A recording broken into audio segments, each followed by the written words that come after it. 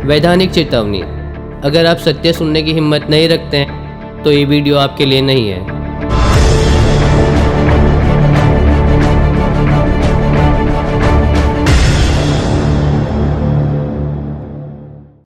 जय हिंद दोस्तों।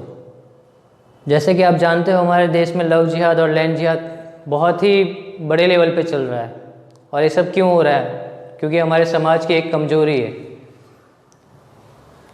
देश के बाहर से आने वाली मुसीबतों से या किसी भी तरह से लड़ने के लिए हमारी सेना है, हमारी फौजें लड़ लेगी बाहर के दुश्मनों से। लेकिन हमारे देश के अंदर बैठे हुए गद्दारों से कौन लड़ेगा? हमारे सिस्टम के अंदर बैठे हुए गद्दारों से कौन लड़ेगा? और हमारे देश के जो सबसे बड़े बड़े वकील हैं, कपिल सिब्बल, प्रशांत भूषण, इन जैसे वकीलों से कौन लड़ेगा? क्योंकि सारे कानून के मिसयूज़ करना तो यही लोग जानते हैं। और इन जैसे वकीलों से लड़ने के लिए हमारे समाज को एकजुट होना ही पड़ेगा। आपका हर काम सरकारें नहीं करेगी, कुछ काम आपको खुद को भी करना पड़ेगा। जय हिंद। लव जिहाद, जैसे कि आप जानते हो, हमारे देश में हमारी माँ बहन बेटियों के साथ क्या हो रहा है। 8 साल की बच्ची को उठा के ले जा रहे हैं, 10-10 मुल्ले रेप कर रहे हैं, मार के कहीं पे भी फेंक दिया जा रहा है। निर्भया जैसा केस अभी बिहार के अंदर हाल ही में हुआ। क्या कर रही है हमारी सरकारें? हाथ पे हाथ धर के बैठी हुई है। माइनॉरिटी करके इनको सारा फ्रीडम दिया जा रहा है। और हम इन लोगों को क्यों बर्दाश्त कर रहे हैं? और जितने भी केसेस होते हैं, आप देखो हमारे भारत देश में जितने भी केसेस हुए, जितने भी हिंदू लड़कियों के साथ रेप हो रहा है, या हिंदू माँ बहन बेटियों के साथ रेप हो रहा है, या बलात्कार करके कुछ भी किया जा रहा है, चाहे हिंदू का घर जला जा रहा है, या किसी भी तरह का आतंकवाद इन लोगों ने मचा के रखा हुआ है। और जितने भी गुनाह करते हैं ये लोग, और इनका केस लड़ने वाला कौन होता है? हमारा हिंदू वकील। उन वकीलों को इतना भी समझ नहीं है कि कम से कम वो ये तो सोचे कि आज किसी की माँ बहन बेटी है, कल उठ के तुम्हारी भी माँ बहन बेटी हो सकती है। तो क्या आप उस दिन का इंतज़ार करोगे? और उस दिन भी कोई मियाँ आके तुम्हारी माँ बहन बेटी का इज्जत लूटेगा या रेप करेगा, रेप करके कहीं पे भी फेंक देगा, तब जाके क्या आप भी केस उसी मुल्ले का केस लड़ोगे? ये चीज़ उन वकीलों को सोचना चाहिए। चंद पैसों के लिए अपना ईमान बेचने वाले वकीलों को एक सीधी सी नसीहत है, अब जनता जाग रही है। और जिस दिन आप इस तरीके के केस में पकड़े जाओगे, उस दिन आपका क्या असर होगा ये आप सोच भी नहीं सकते हो। अब लोगों के अंदर अवेयरनेस आ रही है, लोग जाग रहे हैं। आप देखिए कर्नाटका का हिजाब वाला केस, हिजाब वाले केस में क्या हुआ? एक हिंदू भाई मर गया और जज साहब ने अपना जजमेंट दिया। 3 जजों के पैनल ने जजमेंट दिया, हिजाब स्कूलों में नहीं चलेगा। जज साहब ने अपना जजमेंट दिया, नेक्स्ट डे उनके खिलाफ जान से मारने की तीनों जज साहब को जान से मारने की धमकी दी जा रही है कर्नाटका के अंदर। और आप सोचिए, जब जज साहब को ऐसी धमकी दी जा सकती है तो आप और हम क्या है? और ये क्या है? ये हमारे समाज की कमजोरी है।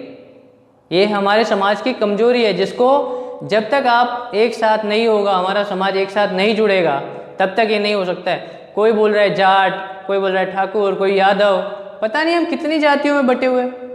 और क्यों बटे हुए ये सब चीज़ के लिए? आपने इनको बढ़ावा दिया और इतना कुछ हुआ। आज हमारे देश में सबसे 2nd नंबर की लार्जेस्ट कम्युनिटी मुस्लिम है, और फिर भी हमारी सरकारें हर जगह पे इनको माइनॉरिटी करके सब कुछ दिए जा रहे हैं। और हमारे हिंदू भाई मारे जा रहे हैं, हमारी माँ बहन बेटियों का इज्जत लूटा जा रहा है। और कानून क्या कर रहा है? कानून आँख पे एक पट्टा बांधा हुआ अंधा कानून की तरह है, जिसमें जितने गुनाह नहीं लगते हैं इनके ऊपर, उससे तो कई ज़्यादा उनको छुड़ाने वाले वकील हो जाते हैं। और वो वकील सारे होते कौन है? हिंदू। एक हिंदू बच्ची का इज्जत लूटा जाता है, उससे 10-10 मुल्ले मिलके रेप करते हैं, बलात्कार करके मार के कहीं पे भी फेंक दिया जाता है, और उसका केस लड़ने वाला हिंदू वकील होता है। अरे तुम्हारा जमीर मर चुका है क्या? उन वकीलों से एक सीधी बात है, तुम्हारा जमीर मर चुका है क्या? मान लो वो 8 साल की बच्ची है और उसकी जगह हो सकता है तुम्हारी बच्ची होती तो तुम क्या करते? क्या लड़ते उसका केस? शर्म आनी चाहिए आप लोगों को। और ये हिंदू सारे वकीलों को मैं बोलना चाहता हूँ, सारे वकीलों को, जितने भी वकील हैं, अगर अभी आप नहीं सुधरे तो अगला सेशन आपका ही है। आप लड़ लीजिए जितना केस लड़ना है, लेकिन जिस दिन पब्लिक के हत्थे चढ़ गए उस दिन आपकी खैर नहीं होगी, और उस दिन आप कानूनी तौर पे लड़ते रहे ना, तब तक आप ठिकाने लग चुके होंगे। और एक खुद ही चुनौती है आप लोगों को, और जनता से तो सीधी अपील है मेरी कि जागो अब आप, और आपको किसी से डरने की ज़रूरत नहीं है, किसी से भी डरने की ज़रूरत नहीं है। संविधान के अंदर आपको हक दिया गया है हर चीज़ में डिफेंस करने का। अगर आपके खिलाफ कोई है तो आपको उसके खिलाफ होना चाहिए, और ये जब तक आप नहीं जागोगे तब तक ये लोग हमारा ऐसे ही शोषण करते रहेंगे। और वो पॉलिटिकल लीडर जिनको मतलब इन लोगों को खुद को पता है ये चीज़, जब ऐसा हो रहा है हमारे देशों में, तो क्यों इन लोगों के खिलाफ वो नहीं कर रहा, और क्यों इन लोगों का वोट लेने के लिए चंद वोट के खरा लिए अपने हिंदू लोगों को मरवा रहे। इन नेता लोगों को पहचानिए आप, यही आपकी ताकत है और यही आपके गलत इस्तेमाल कर रहे हैं। इनका इस्तेमाल आप चुनिए, आप वैसा लीडर चुनिए, आप वैसा नेता चुनिए जो आपके 5 साल के अंदर आपकी बात करे, देश हित की बात करे, राष्ट्र की बात करे, ना कि वक्फ बोर्ड की बात करेगा, ना मुस्लिम हित की बात करेगा। आज हमारे देश में देखिए आप जितने भी हिंदू लीडर है, हिंदू नेता है, वो मुस्लिम की बात करेंगे, मुस्लिम को सपोर्ट करेंगे। अरे हिंदू क्या मरे हुए हैं? 80% हिंदू है, 80% के वोट पे वो लोग जीत के चले जाते हैं, और बाद में हमको ही इस तरीके से मरने के लिए छोड़ देते हैं कि हाँ मरो, और हर जगह पे माइनॉरिटी करके मुस्लिम को सपोर्ट करने के लिए खड़े हो जाते हैं। अरे मर तो हम और आप ही रहे ना। और ये चीज़ लोगों को समझना पड़ेगा, सिस्टम को कुछ नहीं होना, सिस्टम वही है। नेताओं को आप एक वोट देने से पहले 100 बार सोचिए कि अगर कोई आदमी आपके पास वोट लेने आया है और आपने उसको वोट दिया है तो उस वोट का वो इस्तेमाल कहाँ कर रहा है। आप किसी भी पार्टी को चुनिए, लेकिन वो राष्ट्रहित की बात कर रहा है, आपकी बात कर रहा है। अगर नहीं कर रहा है तो ऐसे नेता को मत चुनिए, ऐसे पॉलिटिकल लीडर को मत चुनिए। आप कहीं पे भी देखिए, आपका ही चुना हुआ नेता है, आपका ही चुना हुआ लीडर है, लेकिन वो कभी आपके फेवर में बोल रहा है? कभी नहीं बोल रहा है। किसी भी पॉलिटिकल लीडर का आप देख लीजिए, 60 साल का रिकॉर्ड देखिए आप, 60 साल के रिकॉर्ड में किसी ने भी हिंदुत्व की बात करी है? किसी भी पॉलिटिकल लीडर ने हिंदुओं के लिए हित में बात करी है? देखिए हमारे देश में लव जिहाद है, जैसे मैंने बताया। आज आपको इनको बहिष्कार करने के लिए इनका है, पंचर बनाने की दुकानें हैं, बड़ी बड़ी पार्लर्स हैं। आप जाइए और देखोगे तो आप यहाँ पे ये लोग ही मिलेंगे, मुल्ले ही मिलेंगे। आपको इनका आर्थिक बहिष्कार करना ही होगा। जब तक आप इनका आर्थिक बहिष्कार नहीं करोगे तब तक ये लोग आपको मारते ही रहेंगे, आपकी माँ बहन बेटियों की इज्जत लूटते ही रहेंगे, और आप कुछ नहीं कर सकते, कानूनी तौर पे कुछ नहीं कर सकते, बेबस हो। वक्फ प्रॉपर्टी बोर्ड 1995 में चली हमारे देश में। अब आपको जानना होगा, और अगर आप इस बात पे आपके पास अगर कोई नेता वोट लेने भी आता है ना, तो कम से कम पूछिए, भाई आपने ये जब ये कानून बनाया था तो क्या हमसे पूछा था, या क्या हमको बताया था आपने 1995 से ये जो कानून चल रहा है वक्फ बोर्ड को, जो 2013 में कांग्रेस की सरकार में इसको परमानेंट कानून बना दिया गया पार्लियामेंट से बिल पास करा के। और ये वक्फ बोर्ड क्या है आप जानते हो?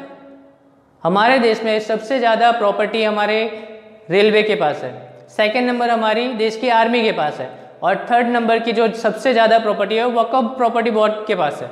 वक्फ प्रॉपर्टी एक्ट क्या है? जिसके अंदर ये लोग जाके, इनके मेंबर्स 3 या 4 मेंबर जाके वहाँ पे बोल देते कि हाँ ये प्रॉपर्टी हमारी है, दावा कर दिया, वो प्रॉपर्टी उनकी हो गई। यहाँ पे कानूनी तौर पे आप इनसे नहीं लड़ सकते, कानूनी तौर पे आप इनसे कोई पिटीशन दायर नहीं कर सकते। और इतना पावर इनको किसने दिया है? यूपीए के गवर्नमेंट ने। यूपीए के गवर्नमेंट में इसको पैरेलल गवर्नमेंट बना दिया गया है। पैरेलल गवर्नमेंट मतलब आप समझ रहे हो ना, वहाँ पे कोई एक आईपीएस की चलती है, ना एक आईएएस ऑफिसर की चलती है। अब आप सोचिए कैसे लड़ोगे इनसे। और ये कानून बनाने वाले कौन थे? हमारे हिंदू नेता ही थे ना। यूपीए गवर्नमेंट में, कांग्रेस की गवर्नमेंट में 2013 में किसकी सरकार थी, और कितने लीडर थे जो मुस्लिम थे? कितने लीडर थे जो मुस्लिम थे? आप सोचिए, मुश्किल से 10 नहीं होंगे। इतने सारे हिंदू लीडर होने के बावजूद ये कानून कैसे पास हुआ पार्लियामेंट में? सबसे बड़ी बात सोचने जैसी है। और उन पॉलिटिकल लीडरों को भी मैं कहना चाहता हूँ, आप सोचिए आज किसी गरीब की प्रॉपर्टी चली गई या किसी मिडिल क्लास की प्रॉपर्टी हड़प कर ली इन लोगों ने, कल उठ के आपकी प्रॉपर्टी हड़प कर सकते हैं, आपकी प्रॉपर्टी पे चले जाएंगे, आप क्या कर लोगे? कानूनी तौर पे आप क्या कर लोगे? है कोई जवाब आपके पास? और अगर जवाब है तो जरूर हमें रिप्लाई करिएगा। इन लोगों से निपटने के लिए हमें एक समाज को एक संगठन में एक जोड़ना होगा, किसी भी हाल में जोड़ना होगा। जब तक हमारा समाज नहीं जुड़ेगा हम इनके खिलाफ नहीं लड़ सकते हैं। और आप देखिए कहीं पे भी, जहाँ पे भी मारा जा रहा है, हमारे हिंदू समाज के लोग मारे जा रहे हैं, हमारी माँ बहन बेटियों के साथ बलात्कार हो रहा है, रेप हो रहा है, और हमारी गवर्नमेंट क्या कर रही है? कुछ नहीं, बस इनको पकड़ा, केस फाइल हुआ, तारीख पे जा रहे, आ रहे, छूट रहे, घूम रहे बाहर की तरह। और हमारा कानून कर क्या रहा है? जो हमारी माँ बहन बेटियों की इज्जत लूट रहा है, बलात्कार कर रहा है, ऐसे लोगों को ऑन द स्पॉट सजा देनी चाहिए और उसको उसी टाइम पे मौत की सजा दो। क्यों उनको छोड़ा जा रहा है? और ये कानून को किसने बनाया? ये गांधी बापू और नेहरू ने, जिनको सिर्फ हर जगह पे इस्लाम इस्लाम इस्लाम ही दिखता था। ईश्वर अल्लाह तेरो नाम, ये गांधी बापू बोलते थे। ये गांधी बापू ने ये सब चीज़ बोला। आप सोचिए, आपके कौन से मंदिर, हर मंदिर में एक चीज़ सुनाई देता है, ईश्वर अल्लाह सुनाई दे रहा होगा, लेकिन किसी मस्जिद में या किसी मदरसे में आपको सुनाई दिया है? कभी सुना है आपने? सोचिए ये सब बात को। हमारे समाज को कितनी गंदी तरीके से इन लोगों ने बर्बाद करने का पूरा प्लेटफॉर्म रेडी किया। आप सोचिए, पूरे हमारे हिंदुस्तान को इस्लामिक बनाने के लिए इन लोगों ने पूरा रेडी करके रखा हुआ है। किस तरीके से हम लड़ेंगे इनके साथ? जब तक आप इनका आर्थिक बहिष्कार नहीं करोगे तब तक इनसे लड़ने के लिए हम कैपेबल नहीं हो सकते हैं। तो आपको सबसे पहले इनका आर्थिक बहिष्कार करना ही होगा, हर हाल में करना होगा, हर तरीके से करना होगा। आप एक चीज़ भी खरीदते हो तो आप देखिए कौन है सेलर आपका, कौन है बेचने वाला आपका। और जब तक आप ये चीज़ नहीं समझेंगे तब तक ये लोग आपकी बहन बेटियों को, माँ बेटियों को हर वक्त करते रहेंगे। हर वक्त रेप होगा, बलात्कार होगा और इसी तरह से कोई ना कोई मारा जाएगा। किस तरीके से हम लड़ेंगे? हमारा समाज क्यों एक नहीं हो रहा है? क्यों एक नहीं हो रहा? सनातनी हो के हमारे पूर्वजों का इतिहास आप देखिए। हमारे पूर्वज कोई नपुंसक तो नहीं थे, सबके अंदर वो ताकत थी। जब एक मुगल को लड़ने नहीं दिया, हमारे देश में एक मुगल टिक नहीं पाया, तो अभी के इन जिहादियों से आप क्यों डर रहे हो? क्यों बट रहे हो आप लोग? जब तक आप बढ़ते रहोगे इसी तरीके से हमारे माँ बहन बेटियों का रेप करते रहेंगे और हम चाह के भी कुछ नहीं कर पाएंगे। अभी कभी माँ बहन बेटियों का रेप कर रहे हैं और कभी प्रॉपर्टी हड़प कर रहे हैं। आप सोचिए किस तरीके से इनसे निपटा जाए। और अगर आपको इसमें से किसी भी बात पे कहीं पे भी कुछ भी लग रहा हो, आप रिप्लाई करिए, आपको कंटिन्यू रिप्लाई मिलेगा। दूसरी बात, समाज एक, किसी भी हाल में समाज को एक करना है, चाहे कैसे भी हो। मैं नहीं जानता, लेकिन हाँ मैं अपनी तरफ से पूरा कोशिश करूँगा कि समाज, चाहे कोई भी समाज का बंदा हो, कोई भी समाज का हो, कैसा भी हो, आप एक सनातनी बनिए और आप समाज से जुड़ोगे। आपसी मतभेद हो सकता है, आपका आपसी मतभेद हो सकता है, मैं नहीं बोलता, ठीक है, हर टाइम पे आप एक साथ में नहीं रह सकते या एक जैसा नहीं सोच सकते, आपसी मतभेद है। लेकिन जब कोई आपकी कौम पे, आपके लोगों पे हमला कर रहा है, तब आप क्यों बटे हुए हो? क्या आप इंतज़ार कर रहे हो उस दिन का कि आपके पास आके कोई आपके ऊपर हमला करेगा? और आप हमारे 60 साल का इतिहास तो पढ़िए। 60 साल में हमको इस कांग्रेसियों ने किस तरीके से हमको बर्बाद किया है, किस तरीके से हमारे समाज को तोड़ा है, किस तरीके से हमारे समाज को जाति धर्म में बांटा है। ये सारे काम किसने किया? यूपीए गवर्नमेंट ने। हमारे देश हित में इन्होंने सोचा क्या है? हमारे राष्ट्र को मजबूत करने की कभी इनकी मंशा रही है? सिर्फ हमारे देश को लूटा है और लूटा हुआ पैसा इन लोगों के पास है। जहाँ देखो वहाँ इनके ऊपर करप्शन के चार्जेस लगते हैं, जहाँ देखो वहाँ इनके ऊपर करप्शन के चार्जेस लग रहे हैं। और हम क्या कर रहे हैं? आपके पैसा और हमारे पैसे ये लोग जी रहे हैं। आपको फ्री, कभी प्याज फ्री तो कभी आलू फ्री तो कभी टमाटर फ्री, बस ये चीज़ फ्री करके आपको हर जगह पे मारा गया है। आप चंद पेट्रोल की कीमत के लिए आप बिक जाते हो। पेट्रोल महंगा हो गया तो सरकार गिरा दो, प्याज महंगा हो गया तो सरकार गिरा दो। अरे महंगाई के सामने आप देखो तो आबादी कहाँ से बढ़ रही है? आबादी बढ़ाने का काम किनका? इन बुरखा वालों का, इन मजहबी का। आबादी बढ़ा रहे हैं ये लोग और नतीजा भुगतोगे आप लोग। जब तक जनसंख्या कानून नहीं आएगा तब तक ये आबादी बढ़ती रहेगी और महंगाई इसी तरीके से बढ़ती रहेगी और आप चाह के भी कुछ नहीं कर सकते हो। सरकारें तो आएगी और जाएगी, सरकारों का क्या है, लेकिन इसका मेन दिक्कत कहाँ है, मेन प्रॉब्लम कहाँ है, आप समझने की कोशिश करिए। सबसे बड़ी प्रॉब्लम जो है हमारी, जो बहुसंख्यक समाज हो रहा है, जो बढ़ रही है, आबादी बढ़ रही है हमारे देश की आबादी बढ़ रही, देश की जगह तो नहीं बढ़ रही, और आपकी प्रॉपर्टी कब हड़प करी जा रही है, किस तरीके से लिया जाए। जैसे कि मैंने बताया वक्फ बोर्ड, ये लोग क्या कर रहे हैं, लैंड जिहाद कर रहे हैं, जहाँ देखो वहाँ कर रहा है। आप देखिए 57 इस्लामिक कंट्री है, 57 इस्लामिक कंट्री में कहीं पे भी आपको किसी भी रोड पे कोई मस्जिद नहीं मिलेगी या कोई मदरसा नहीं मिलेगा, लेकिन हमारे भारत में ही ये चीज़ कहाँ पे मिलता है, हर 1 किलोमीटर पे आपको एक मदरसा मिल जाएगा, एक मज़ार मिल जाएगा। ये सब क्या है, लैंड जिहाद। आपको समझना पड़ेगा, अगर इन लोगों से अभी अगर इन लोगों को रोका नहीं गया तो ये आगे जाके आपको जीने नहीं देंगे। और आप एक Kashmir file, the Kashmir file देखिए, जो 90s में हुआ था कश्मीरी पंडितों के साथ, कश्मीरी हिंदुओं के साथ, वही कंडीशन, वही सिचुएशन फिर से आज से 10 साल बाद आ जाएगी। तब आप क्या करोगे, कहाँ जाओगे?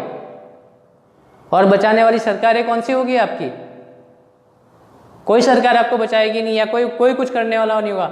आपका दायित्व है, आपको समाज को जगाना है, और आपको ही जगाना होगा, आपके समाज को आपको ही जगाना है। और जितने भी करीबी लोग हैं सबसे जुड़िए, आप आपसी मतभेद छोड़िए, वो बात की बात है, चलता रहेगा, लेकिन इतना तो आपको करना ही होगा, आपके अपने समाज को जोड़ना ही होगा, हर हाल में जोड़ना होगा, चाहे जैसे भी जुड़ो। जब कोई बाहरी आके आप पे हमला कर रहा है, या आप पे मार रहा है, या आपके ऊपर किसी भी तरीके से कुछ भी कर रहा है, तो उसके सामने आप लड़ोगे कैसे? क्या सरकार का राह देखोगे? कोई आके आपके गले पे छुरी रख दिया है, मार रहा है, और आप क्या राह देखोगे उस टाइम तक कि हाँ सरकार आएगी मुझे बचाने, या पुलिस वाला आएगा मुझे बचाने? तब तक वो मार के चला गया होगा। और हमारा कानून कैसा है होता हो आप जानते ही हो, जितने सज़ा नहीं मिलती है उससे कई ज़्यादा तो उससे निकलने की प्रावधान होते हैं। और ये सारे वकील, जैसे कि मैंने पहले ही बताया, लेकिन फिर भी ये सब बात समाज तक जाना चाहिए, और समाज में हर किसी इंसान को ये पता होना चाहिए कि जितने भी आप लोग ये मुस्लिमों को भाईचारा करते हो ना, बंद कर दीजिए, नहीं तो ये एक दिन आपको चारा बना देंगे और भाई वो लोग ही रह जाएंगे, और आपका दायित्व, आपकी समाज, आपकी फैमिली सब कुछ ख़त्म हो जाएगा। और ये टाइम ज़्यादा दूर नहीं है, इसको समझना बहुत ज़रूरी है आप लोगों के लिए। जय हिंद।